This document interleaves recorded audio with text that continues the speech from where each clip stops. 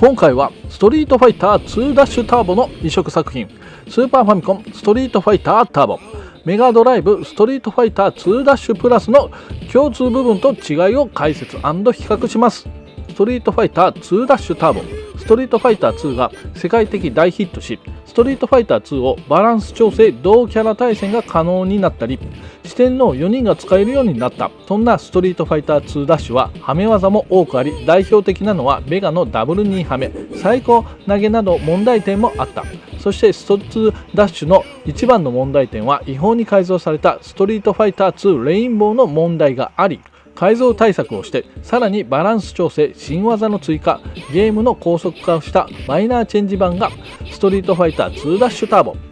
当初はアメリカのみでのリリース予定だったが、日本でも発売されることになった。そんなストリートファイター2ダッシュターボの移植作品、スーパーファミコン版ストリートファイターターボ、メガドライブ版ストリートファイター2ダッシュプラスに違いがあるのか見ていきましょう。それでは動画スタート。ストリートファイター2ダッシュターボ、スーパーファミコン版メガドライブ版共通点。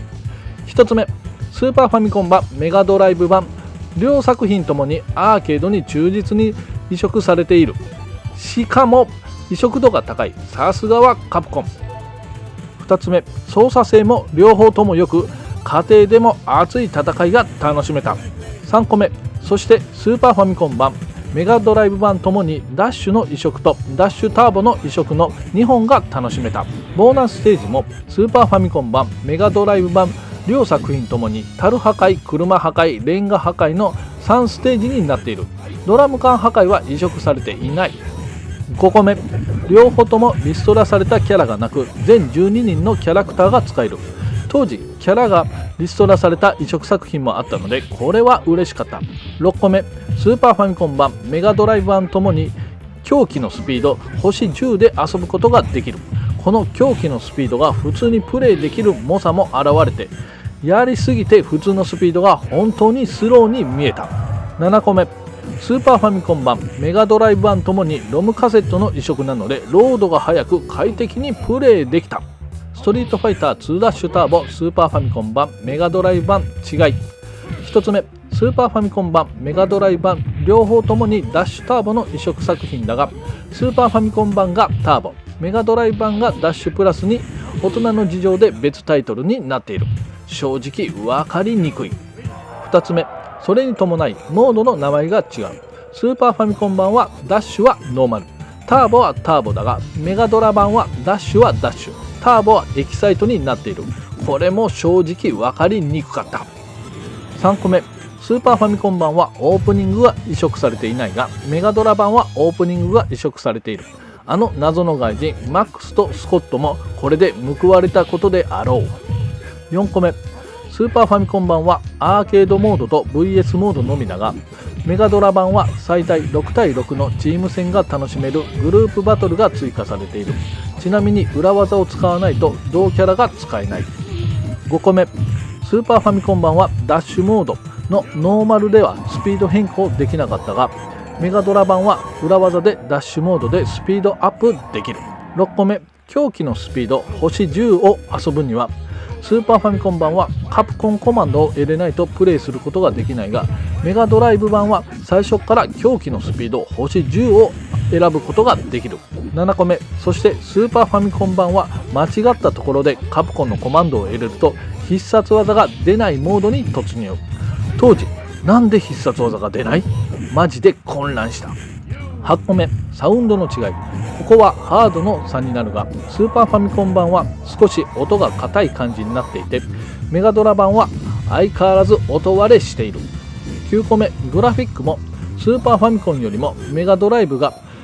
色数が少なく、メガドライブのグラフィックは少し寂しい感じになっている。10個目、メガドラ2の6ボタンパッドが一番普通に向いている。スーパーファミコンは4つボタンなのでボタンが足りないので LR を使わないといけない。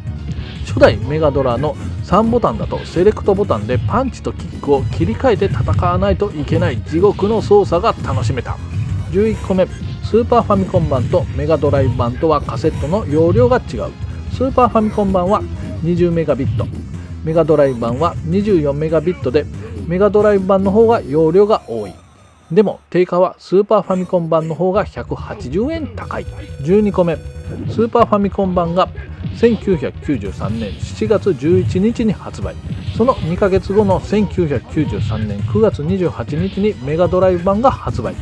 スーパーファミコンのキッズは夏休みに楽しめたのに、メガドライブのキッズは夏休みに楽しめなかった。キッズにはこの差は大きいぞ。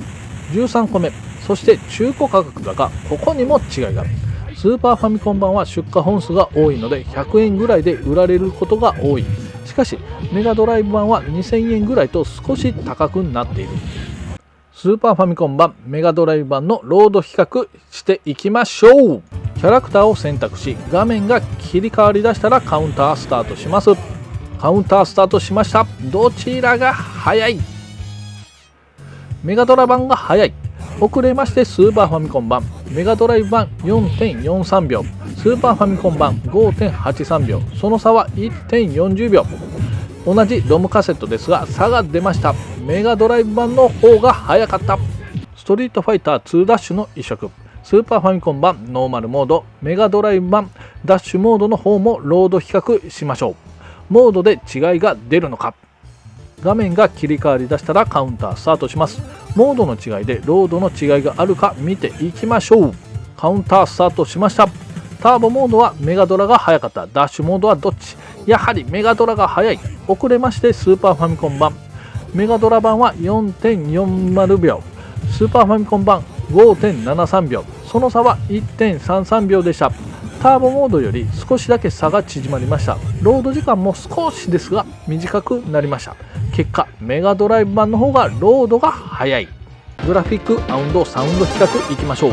今回比較するのはグラフィックサウンドと移植度が高いプレイステーション版をベースにスーパーファミコン版メガドライブ版を見比べてください。それでは比較スタート。まずはゾウが特徴のダルシムステージ見ていきましょう。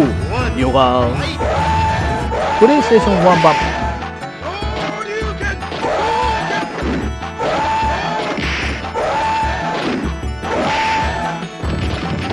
スーパーファミコン版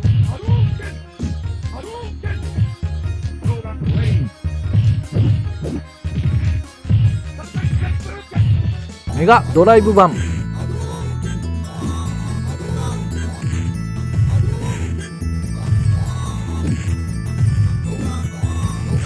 同時比較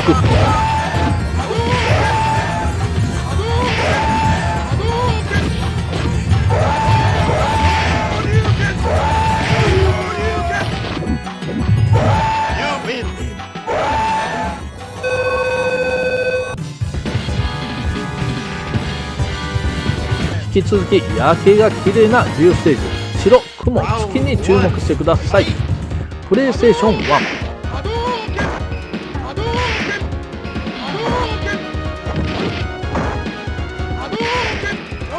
スーパーファミコン版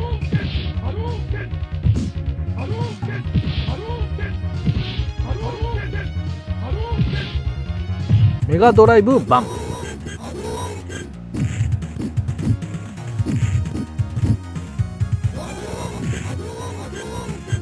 同時比較